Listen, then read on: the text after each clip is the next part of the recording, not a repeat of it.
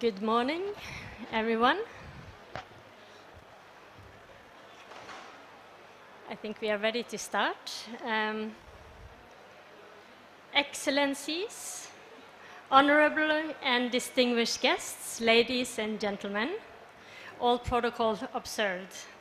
Welcome to this COP27 side event here on Gender Day at the African Pavilion, which is hosted by the African Development Bank with contributions from the IDB, UNIDO, UN Climate and Environment, International Committee of the Red Cross, the European Bank for Reconstruction and Development.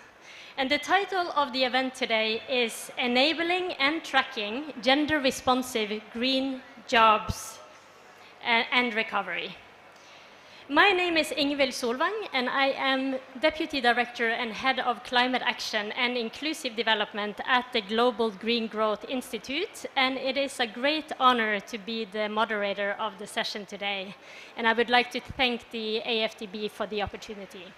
And as the title of this session implies, today we will talk about the opportunities and the risks in the transition towards green, low-emission economies, particularly in terms of the gender gap in the labor markets and with a focus on Africa.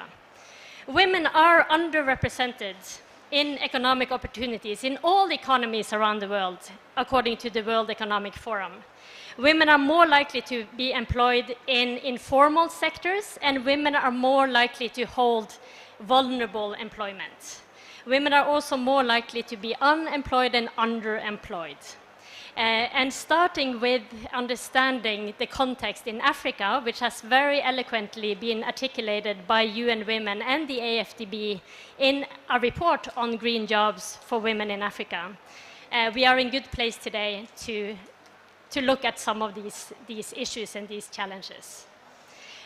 We will also touch upon the fact that inequalities were exacerbated by the COVID-19 pandemic and its ripple effects.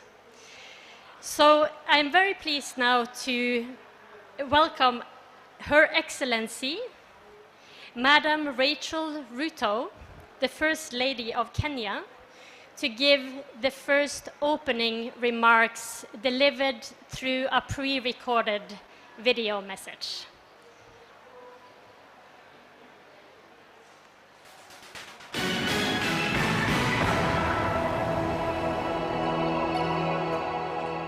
Ladies and gentlemen, I'm privileged to be sharing my opening remarks on a day set aside to reflect on gender and to discuss with you the important agenda of enabling and tracking gender-responsive green jobs recovery. I'm passionate in advancing women economic empowerment and understand the importance and positive impact of engaging gender equality discussions within the labor market. The issue of gender inequality is a global phenomenon and an integral aspect of development. Besides being a right in itself, gender equality is also an end in itself. It is one of the fundamental requirements for locally achieving Kenya's Vision 2030 that complements the attainment of UN Sustainable Development Goals. As key actors for environmental protection, women possess knowledge, capabilities, and effective networks to drive real solutions in the area of sustainability and resource scarcity. Most importantly, they hold key roles across society that influences how to produce, consume, and market sustained solutions. Women are therefore important agents of change, and their contribution and participation in green economy activities is essential for achieving equitable, sustainable development. The Kenya Green Economy Strategy and Implementation Plan recognizes gender inclusion as one of its strategic pillars outlined under social inclusion and sustainable livelihoods. There is an inherent need to respect the role of gender in the development of a green economy. One of the key priorities within the Kenyan Green Economy Blueprint is retention and creation of employment, especially by exploiting green growth opportunities while providing existing and new workers with the education and skills to meet the demands of new green jobs. Additionally, it includes focusing on critical areas within sectors where Kenya can develop green labor-intensive work. Tracking green job development, including monitoring growth in green jobs over time in terms of numbers, gender balance, and which subsectors are performing best, can help identify areas where policies are having a positive impact and where more attention is needed. Green economy and green jobs actions must respect labor standards, laws, and practices, wage minimums, safety, workers' rights, and other elements of fair and decent work. Ladies and gentlemen, this particular discourse is integral in Kenya's agenda in transforming towards a green economy and is an engagement I am passionate about. I wish to thank the African Development Bank for their friendship, partnership, and convening various actors to engage in tracking gender-responsive green jobs recovery. I also wish to reiterate that one of my key agenda items is championing gender inclusion in the labor market, which results in women economic empowerment. You have my word. I will ensure that beyond COP27, we will align and partner to advance the women in the area of green economy and green jobs. I wish you all a fruitful discussion. Thank you very much for your kind attention. Thank you very much to Her Excellency, Madam Ruto. We are also very blessed today to be in the presence and in the company of the Honorary Minister of Environment and Forestry of Kenya, Madam Soipan Toya. Welcome to this session, and I am very pleased to welcome you to the stage to deliver an opening remarks. Thank you very much.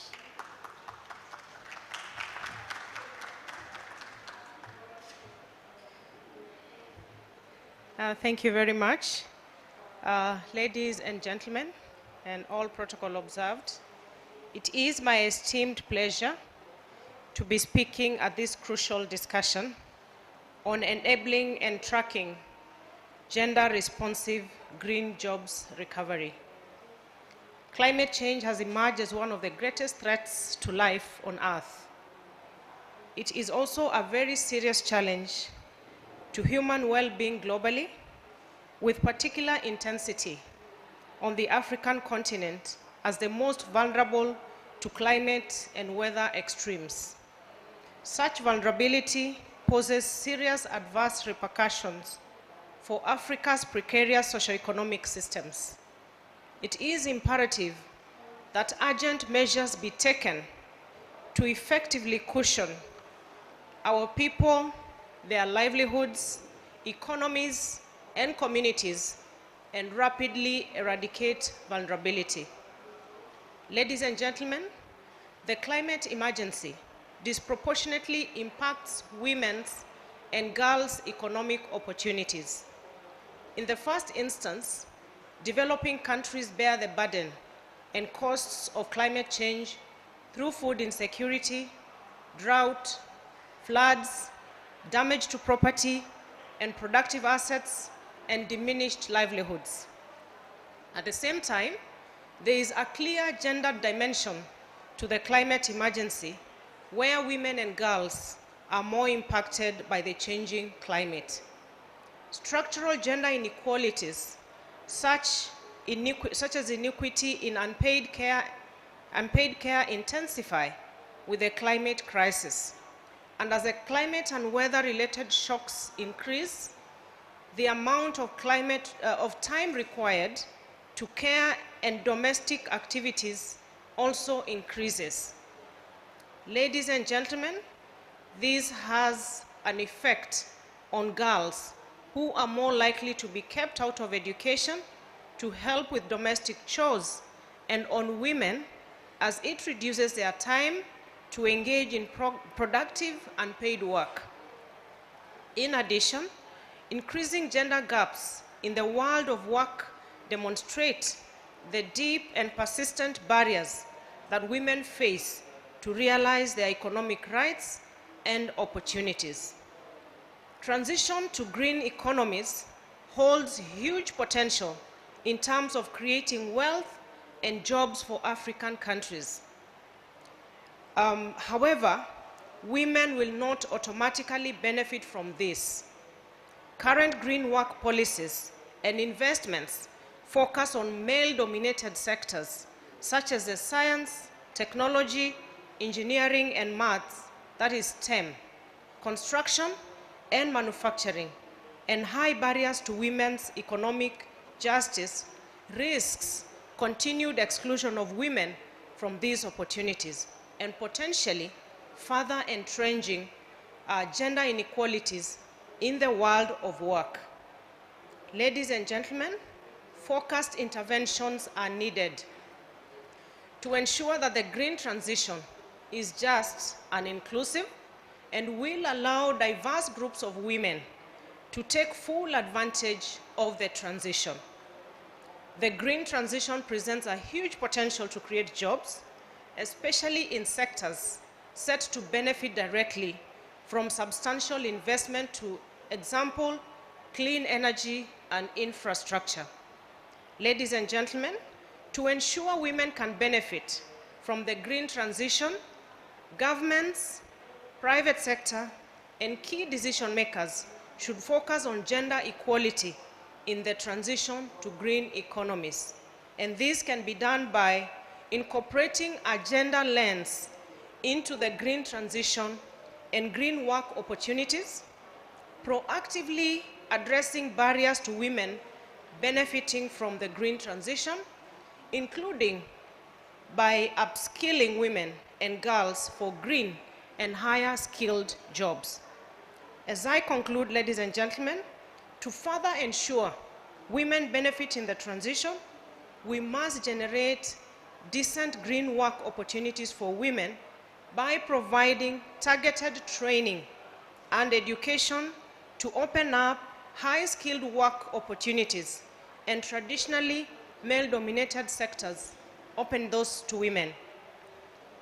We must increase the understanding of gender inequalities in private sector and take targeted actions to upskill, reskill, and prioritize women workers for green work opportunities and foster women's leadership in the green transition. Ladies and gentlemen, as you have heard, Her Excellency, the First Lady of the Republic of Kenya, Mrs. Rachel Ruto, will lend her voice to gender inclusion in the labor market, women economic empowerment, and gender-relevant green recovery measures. And there lies an opportunity for us, because from the highest office, we have a voice, we have a champion, and this we open up to potential partnerships, potential collaborations, so that we take this to another level.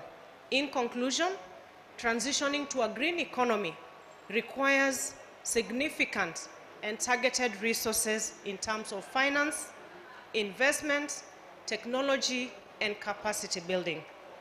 Therefore, intentional integration of the green transition in the planning, budgeting is crucial for successful implementation and transition. I wish to thank the Africa Development Bank for convening this discussion to provide insights, best practices, south-to-south learning, relevant tools, and recommendation for a successful green transition and economy.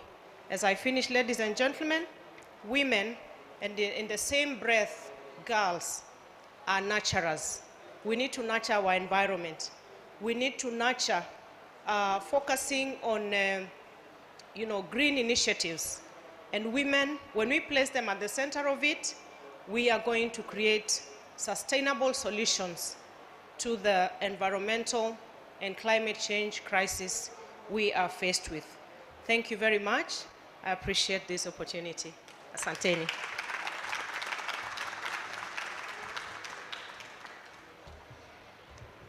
Thank you very much for that, for setting the scene so eloquently and for your leadership, Madam Minister.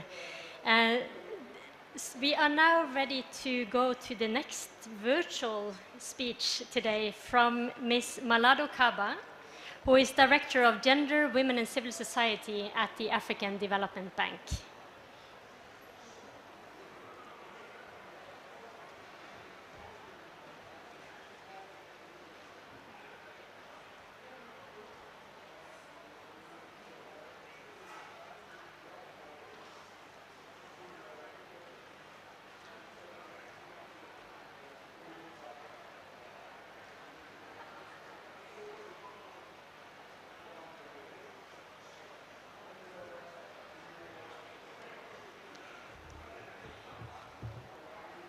We may have a bit of a technical, I see some people running around in the background trying to get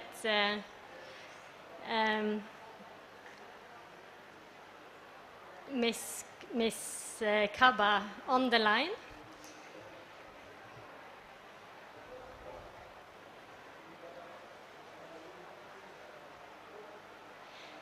Perhaps while we wait for that, I will take the opportunity now to call the panelists up on stage. Hopefully, Ms. Kaba will be able to join us in a minute. We will continue the conversation with a panel. We have 5 very experienced experts. I would also... Hello, yes. Allies for joining us today, be it in person or online. Distinguished ladies and gentlemen, when livelihoods are highly dependent on the environment, vulnerability is potentially higher. More specifically, women have much to lose, since not only their livelihoods but also their responsibility for the survival and health of their children are linked to their natural surroundings. Over the last 2 years, women and girls were hardest hit by the economic and financial shocks of the pandemic, in part because a large number of African women work in the informal sector where social protection is rare. The African Development Bank focuses on climate and women economic empowerment through green entrepreneurship and green jobs initiatives. The bank is, in this regard, not only a thought leader on the African continent, it also converts its ideas into actions.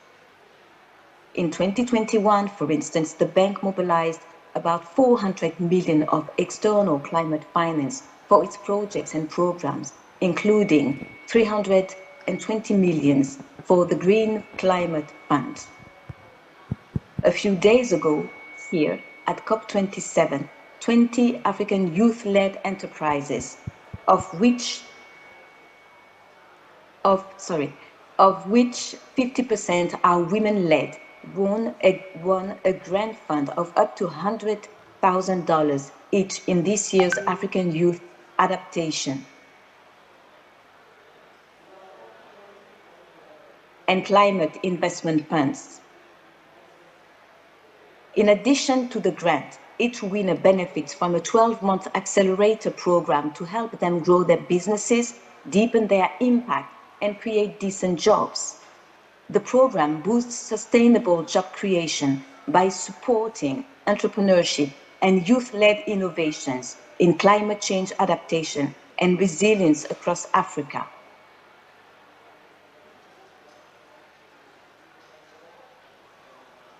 The bank is also engaging the private sector.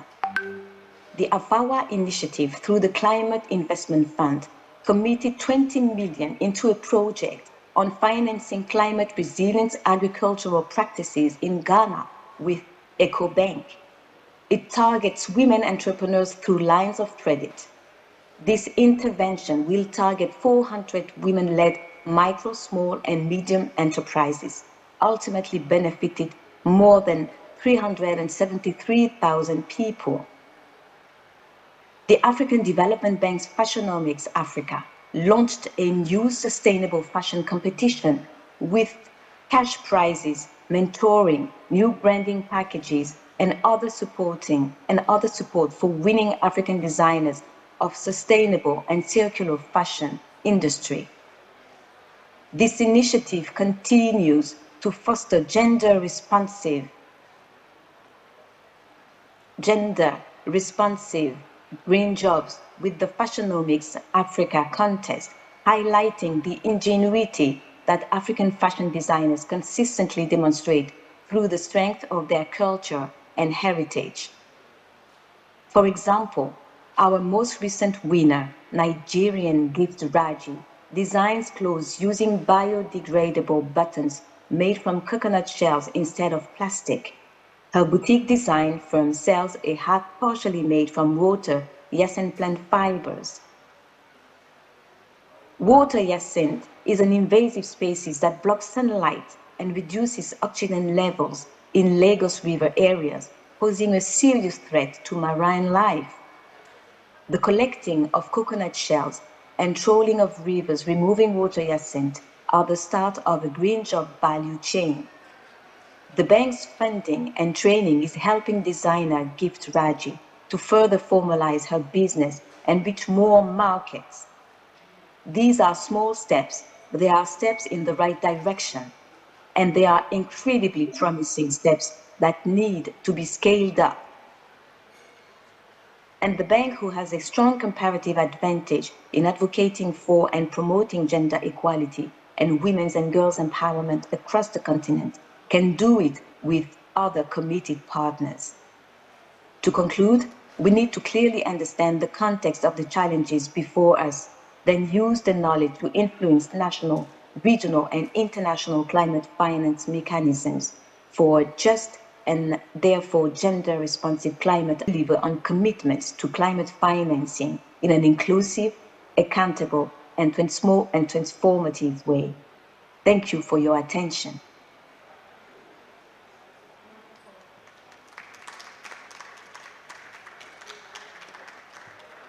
Thank you very much to Ms. Kaba, who did join us after all, so that was great to have her perspectives and for her to highlight the potential of women in Africa in the transition towards green and sustainable economies. So yeah, as I mentioned, we are now joined on stage by our fabulous panel of experts.